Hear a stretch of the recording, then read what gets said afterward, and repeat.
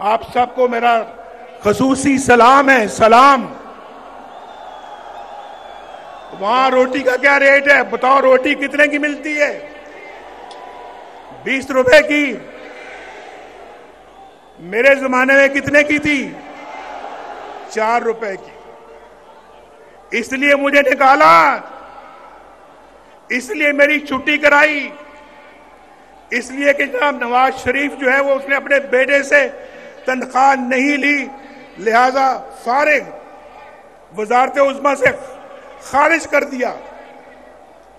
ये कहां का फैसला है यार? क्या फैसला है ये? आप पाकिस्तानी कौम बताओ, आप इस फैसले से इत्तेफाक करते हो? और फिर मुल्क का ये हाल हो गया।